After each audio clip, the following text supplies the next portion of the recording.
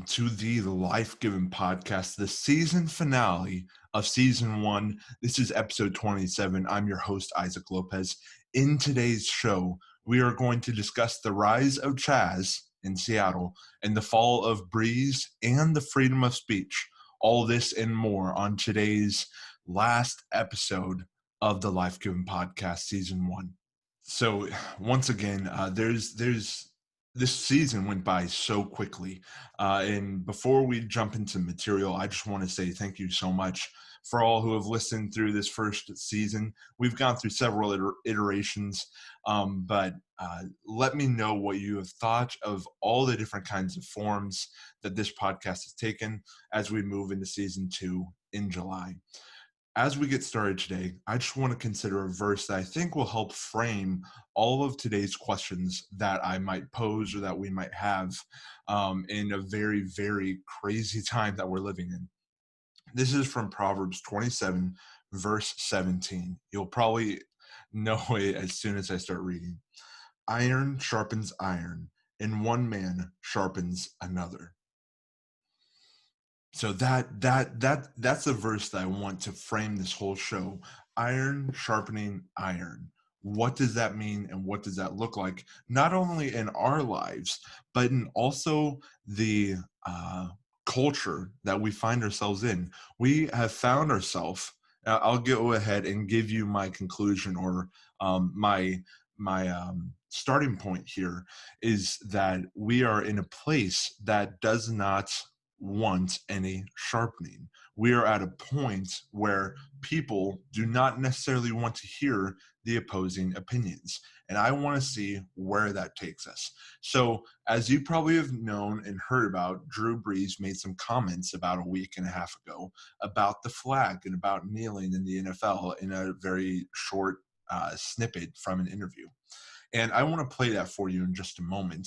But just realize what the negative aspect of only having one opinion voiced, and think to yourself, is it worth cutting out the other opinions in the marketplace of conversations? Is it worth going to the lengths that we have gone to keep the negative, say in air quotes, negative tones out? So here's Drew Brees on kneeling, and it's been all over the news, and just want to play it for you now. Well, I will never agree with anybody disrespecting the flag of the United States of America or our country. Let me just tell you what I see or what I feel when the national anthem is played and when I look at the flag of the United States. I envision my two grandfathers who fought for this country during World War II, one in the Army and one in the Marine Corps, both risking their lives to protect our country and to try to make our country and this world a better place. So every time I stand with my hand over my heart, looking at that flag and singing the national anthem, that's what I think about. And in many cases, it brings me to tears, thinking about all that has been sacrificed, not just those in the military, but for that matter, those throughout the civil rights movements of the 60s, and everyone and all that has been endured by so many people up until this point. And is everything right with our country right now? No, it's not. We still have a long way to go. But I think what you do by standing there and showing respect to the flag with your hand over your heart is it shows unity. It shows that we are all in this together. We can all do better, and that we are all part of the solution. All right, so those were his comments, and you may be thinking that doesn't really seem to be that controversial. Those are his comments in full. Actually, the reason I wanted to get to this about a week ago, but Black Lives Matter, the movement just took off, and there's so much to discuss that I could only find time to talk about here at the end of the week and in today's show. So this is what started a massive Twitter storm, massive whatever storm on whatever social media you're on. Those are the comments that made so many people and many of his teammates get up and basically just question, what are you saying? And basically shut him down, to the point where Drew Brees came out just a few days later and issued an apology for his statements. And my question is this where we've come to? I don't think you necessarily have to agree with Drew Brees' comments. I don't think necessarily there's anything very controversial about that. But I want to talk about just what the attitude that his comments were met with. And it didn't impress me in the slightest. It, you can disagree with someone. Okay, you can go to a point where you say, hey, let's just agree to disagree, even if you've had a lot of conversations. But many people who have watched Drew Brees get up and play football helped the city of New Orleans out a lot financially when they were going through multiple rough times. Drew Brees was there to help them. And all of a sudden, Drew Brees is labeled a racist now. Or I've literally I've listened to so much sports radio, and at least 90% of people on sports radio and just outside sports radio have lambasted Drew Brees for these positions that he has held, and basically said, this is the true man, this is the true Drew Brees. We have seen Drew Brees like just completely disregarding all of the other wonderful things that he has done for that city and for the country, and I think as a good role model, he is now labeled as, well, he's one of those guys that just doesn't really get, once again, they don't understand. And have we gotten to the point in our cultural conversation that we are not going to listen to an opposing viewpoint? And the damage that wreaks, we are going to get to here in the next segment. So we've discussed the fall of Drew Brees. Now I want to discuss the rise of Chaz as we look at the death of the freedom of speech, because this is what we get. This is what happens when we say no to opposing ideas. This is what happens when you don't want to hear the other side of the statistics, the data, an opinion. This is where we come to when we say no to the governing authorities. So, as many of you are probably aware of by now, Chaz, which is an acronym for the area of Seattle, Capitol Hill Autonomous Zone, the downtown part of Seattle has been taken over by protesters. We'll call them that. Okay, that I think that's the nice way of phrasing it. About 6 blocks of downtown Seattle, if you aren't aware, got taken over by protesters, and now have this part of Seattle has been liberated from the SPD, or the Seattle Police Department. They have been occupied. There have been barricades thrown up. It is now its own country. It is now its own identity away from the US of A. The United States of America no longer has jurisdiction in this part of Seattle. And now the mayor of Seattle, I believe Lindsay Durkin, says, we do not need anyone, including the president. So this is in response to President Trump's tweet about, hey, your city has been taken over by anarchists, people who defy authority, who don't want who want to reject the governing authorities and just live in their own society without any kind of authority and just have a flat society, is what I've heard it's called.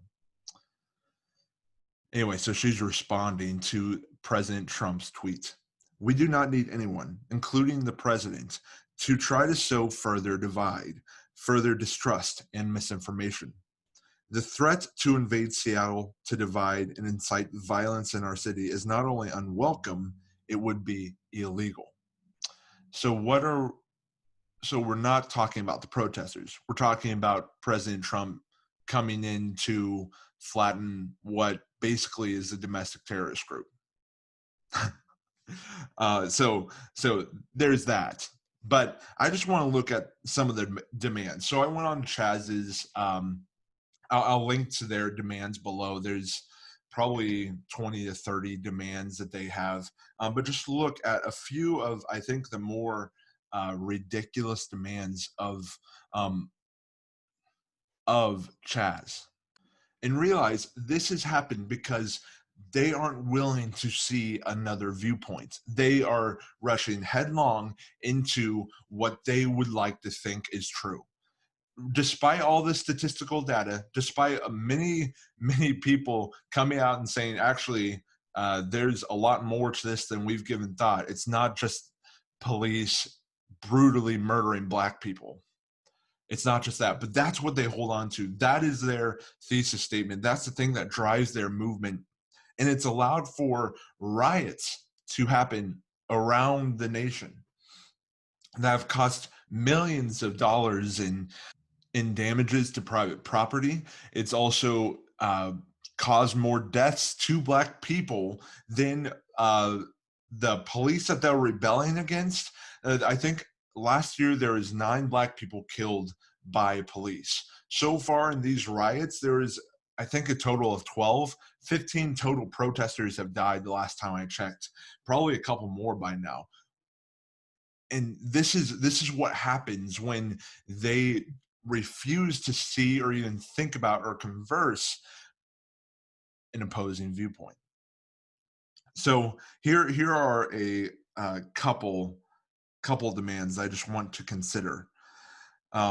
They demand, we demand, this is from Chaz, free college for the people of the state of Washington due to the overwhelming effect that education has on economic success and the correlated overwhelming impact of poverty on people of color as a form of reparations for the treatment of Black people in this state and country. And this is coming from the idea that Black people are systematically oppressed by white people in this country, and there's no talking them out of it. So this is where they're going to. And then here's another one. We demand, and I think this shows the idiocy of that side quickly. We demand the hospitals and care facilities of Seattle employ Black doctors and nurses specifically to help care for Black patients. Are you kidding me? So you're saying that if a Black person who was in a car accident, who is uh, minutes away from death, shows up to a Seattle hospital, and there are only 2 doctors available to help them because all the other ones they're helping in the OR or in the ER or wherever, and those 2 happen to be white, you're saying that's racist if that white doctor helps this Black patient. What happens how are we moving from um, this idea of everyone is equal now to segregation? We just came out of segregation 70 or 80 years ago, and now you want to go back to segregation? That doesn't make any sense. And then here's another one that I think once again just shows the flawed thinking of that side that has not allowed for any kinds of conversation. In the transitionary period between now and the dismantlement of the Seattle Police Department, we demand that the use of armed force be banned entirely. No guns, no batons, no riot shields, no chemical weapons, especially against those exercising their First Amendment rights as Americans to protest. No, I think they're onto something. I think that police have gotten out of hand in multiple situations with protesters. But I think that there are cases that we need to look at on both sides there. What was happening? What instigated the protests? What instigated the police to do that? Because sometimes you'll hear one side of the story and won't hear both. So I'm going to hold my judgment until I hear both sides of some of those cases. But when it comes down to this, they're asking that the police not use force, to not use their arms to help protect the people of Seattle. When you can look up images of the barricades around this country of Chaz, and guess who's standing guard? Men with guns. So it's not like we're doing away with weapons entirely. We just don't want the people who were supposed to protect us to have weapons. Instead, we're going to let these I don't know what to call them, soldiers, these anarchists, to have weapons and not let our police use force to protect those who actually may get injured. And this is where injured and threatened. This is where the Minnesota, the city of Minneapolis, this is where they're going. I think a question was asked of the city council when they said that they were trying to disband the police department there. And they said, one of the reporters asked, who should we call if someone's in trouble or if someone's in danger, being, threatened by an armed robber? Who do we call? And they said, well, until we figure out what to do, call the police department. So just that side is already running out of reasoning. I think they ran from reasoning a long time ago. And this is where it matters for the individual person who may not live in Seattle. For the majority of listeners, for the majority of my listeners, we're hours away from Seattle, in some cases, states away from Seattle. So why does this matter? Why is this so important? Well, it's literally happening in the US. It's literally happening in the Midwest and on the West Coast. So why can't it happen where you are? But also on Facebook, if you notice, and this is where I want to bring in the freedom speech, wrap it up, because on social media, it seems that whoever states a contrary opinion to the narrative, this is dating back to COVID and far beyond that, but especially COVID, because the media is so based in one point of view that a lot of people only think about these things in a certain way. And so when they see a narrative contrary to their narrative, they get angry because they've been told, and what they have read is that the people that deny science, deny Black Lives Matter, are bigots, racist, idiots, and they need to be stopped. And so that's why you will see so much lambasting on social media when they hear an opposing viewpoint. When I think statistically, the other side may have more depth to what they're saying. They may have more reasons for it. And so that's something that I just want to encourage you, if you come across an opposing viewpoint, whichever side you're on, is to give it some good thought, is to actually think about it. So that way we don't all become anarchists. So that way we can figure out different solutions than trying to defund the police and throwing up barricades in downtown Seattle and creating your own country. Figure out how to work with others. Figure out how to work with other people whose opinions may not match up with yours, and value that. That is what the marketplace of conversations and ideas is all about. Sharpening iron. Iron sharpens iron. So get out there, read stuff that you may not agree with, talk with people you may not agree with, and continue to sharpen yourself. So once again, thank you so much for this year. This first season has been a blast. Just a reminder, I'm taking a 2-week break from podcasting to just get back to evaluate where I'm at, to evaluate where the podcast's at, get some rest, make this a better product for you moving forward. The plan is to have season 2 at the beginning of July. I look forward to talking with you guys then. But in that interim, shoot me up with ideas. Maybe I shouldn't use that phrase. Message me ideas rather. Anyway, message me with ideas, message me with feedback. I appreciate any and all feedback.